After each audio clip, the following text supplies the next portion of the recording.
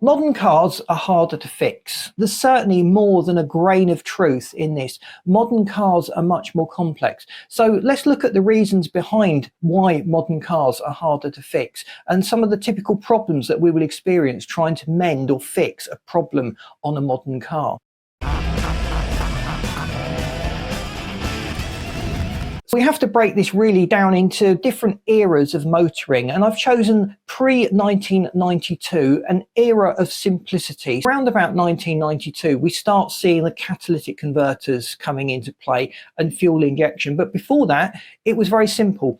You tended to just have a carburetor fed system, and a very simple electronic ignition was actually starting to appear on cars in those eras. The tools you needed were wrenches, feeler gauges, wire brushes to clean off the soot from the spark plugs, and a spark plug gapping tool, and it was relatively easy to fix the problem. You either had a problem with the spark, a problem with the fuel, or the air wasn't getting in the correct quantity into the engine. So you only really had three things to look out for. Things were relatively simple to fix back then, but they were clunky. These cars aren't particularly economical when compared to more modern generations. And these early cars often lacked essential safety features like anti-lock brakes and stability control. When we come to cars which I think most of the people watching this channel are actually in possession of, we're talking about cars between 1992 and 2017. So picking 2017 may be a bit of a controversial choice,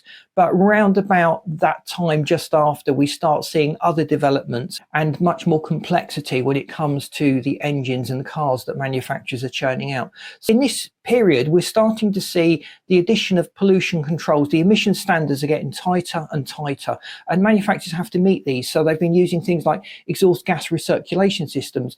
Diesels have had particulate filters, and we see direct fuel injections. Therefore, as a consequence of having to meet these extremely stringent emission standards, your common or garden engine has become a lab filled with various sensors and systems to monitor what's going on in the engine. Direct injection allows the fuel to be very precisely squirted into the cylinder just at the point when it is needed, in the quantity it's needed. Even the shape of the mist that's created can be controlled by the car's computer in order to provide a clean and efficient burn. With this increase in complexity, we started to see the implementation of the onboard diagnostic port, and we have the OBD2 port now. So manufacturers have agreed really on a standard way of communicating with the car's computer. It's not particularly fast, but it's very effective. It allows you to download fault codes and ascertain what readings you're getting from various sensors around the car, and that can make diagnosing problems easier. But there are more places to look. It's no longer just looking for fuel, air and spark. We now have to monitor the sensors and the sensor inputs, because if the EGR system is malfunctioning, if the particulate filter is blocked, if the O2 sensor has become slightly clogged and isn't giving the correct readings, it can throw everything off and cause all sorts of running issues. So rather than getting significant running faults, we often have intermittent faults creeping up, or other problems that can be very, very hard to diagnose. But engines of this period were particularly fuel efficient. They were still relatively simple compared to the very modern engines, and still were quite easy to work on and fix.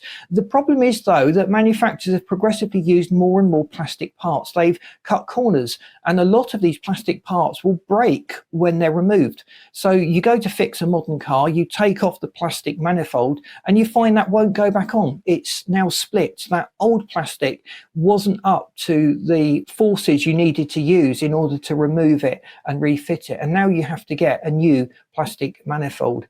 So cars have become progressively harder to work on through the ages. You move a wire and you find that breaks the insulation on the wire, and that can lead to other weird sensor issues going on. So cars have become very much more complex. Now, after 2017, we really do have a digital revolution in cars. Cars don't just have a centralized computer now. They often have an always connected system which controls various other aspects of the car. So sometimes we even have to subscribe for certain features like heated seats and adaptive cruise control, and if we haven't paid the subscription, those functions that came with the car are disabled. We also have even more stringent emission standards, which again has increased the complexity. We now have coolers fitted to the EGR system to maintain the overall efficiency of the engine. We see water to air intercoolers, which are more efficient and allow a bit more control over the temperature of air going into the engine. And everything has just become much more complex. And now we have particulate filters on just about everything. And just adding a particulate filter saps a considerable amount of potential performance from the engine. So a lot of steps have to be done by the manufacturer in order to get the maximum performance out of that engine and keep these particulate filters happy, because they need a certain amount of heat in order to run their cleaning or regeneration cycles. The sheer quantity of systems, the adaptive cruise control, the ABS, the stability control, there are more sensors than ever on modern cars. And the more sensors we have, the harder it is to determine what's going wrong and where the problem is. And we can have these weird situations where things only work in certain situations, but when something else happens, it just doesn't work, or we get all sorts of problems or rough running. So cars have become a lot more complex. And for this reason, judging by the comments that you guys have left on previous videos, you want to avoid these complex modern cars. So a lot of people are deliberately holding on to their car for as long as they can, so they don't get sucked into this unnecessary complexity. And also the computer systems on modern cars are much harder to use. Just changing the air conditioning setting may require a number of steps on the infotainment screen in order to access those options, which before were just a simple switch on the dashboard. So people are crying out for simpler cars, going back to a time where you could service it yourself. The service book now is completely digital, so the car stores a log of all of the service things that have happened to it over the years, rather than having that nice little book that your local garage would stamp.